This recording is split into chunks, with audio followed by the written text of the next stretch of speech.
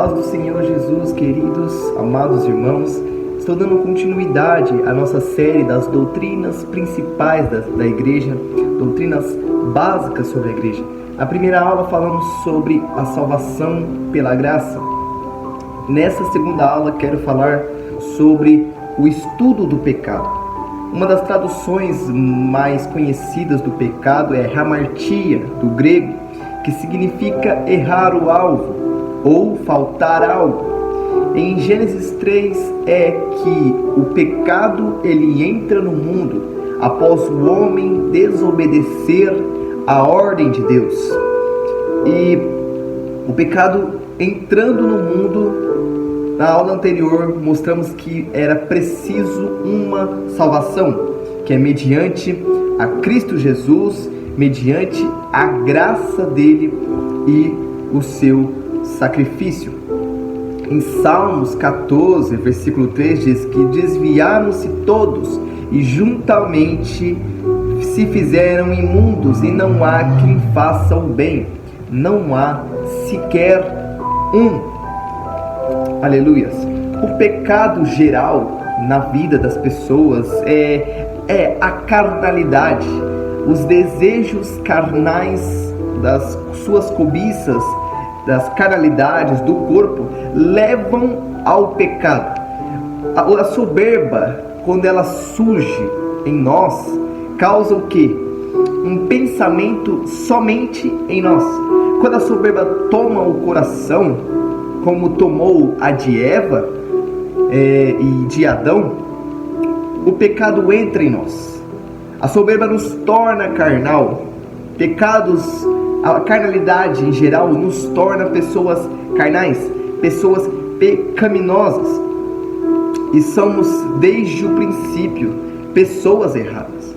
Em Romanos 3, 23, Paulo diz que, aleluias, porque todos pecaram e destituídos estão da glória de Deus. Ou seja, se pecamos, não somos merecedores da graça, não somos merecedores da misericórdia, do amor, porque pecamos, porque erramos, porque falhamos. É a nossa natureza. Todo homem que nasce em pecado, em seu DNA já está o pecado. Porém, a palavra do Senhor nos traz uma solução. E uma delas está, a mais bem explicada está em Tiago, capítulo 4, versículo 7 ao 10, que diz assim: sujeitai-vos, pois, a Deus, resiste ao diabo, e ele fugirá de vós. Chegai-vos a Deus, e ele se chegará a vós. Limpai as mãos, pecadores, e vós de duplo ânimo, purificai o coração. Senti as vossas misérias, e lamentai, e chorai, e converta-te o vosso riso em pranto, e a vossa alegria em tristeza. Humilhai-vos perante o Senhor, e Ele vos exaltará. Para o processo de limpar o corpo do pecado, requer sujeitar-se a Deus, requer fugir do inimigo. A palavra nos mostra em Mateus 4 que Jesus, em seu momento de fraqueza, estava jejuando. O inimigo tentou contra Jesus, tentou ver se ele conseguia ferir Jesus com pecado. Porém, Jesus ele usa as escrituras como forma de defesa, como manual, e o inimigo ele se retira, ele sai de perto. Então também temos que chegar a Deus, e Ele se chegará a nós.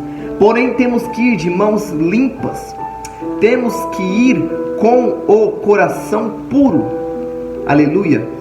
E também parar de achar que pecar é uma coisa alegre, uma coisa boa, e se entristecer quando nós pecamos. Pedir em oração. A oração destrói o pecado. Precisamos nos humilhar perante o Senhor. E certamente, no tempo certo, Ele vos exaltará. A palavra vai dizer que o salário do pecado é a morte. Logo, o dom gratuito de Deus é a vida.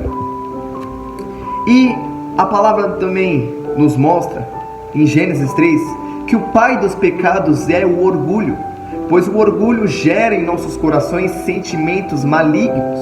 O orgulho leva as pessoas a quererem serem melhores do que as outras, não se contentar com aquilo que ela já tenha, com aquilo que Deus já entregou, já lhe deu para elas.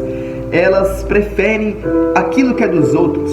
O orgulho gera inveja, o orgulho gera o amor ao dinheiro, a lascívia, a luxúria, a gula, a preguiça, todos os pecados, a mentira. O orgulho leva a todos esses pecados. Logo, consideramos ele o pai dos pecados. E para concluir o texto, está em 1 Coríntios, capítulo de número 15,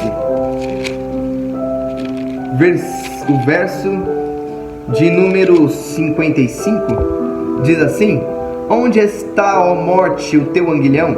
E onde está, ó inferno, a tua vitória? Ora, o aguilhão da morte é o pecado, e a força do pecado é a lei. Mas graças a Deus que nos dá a vitória por nosso Jesus Cristo.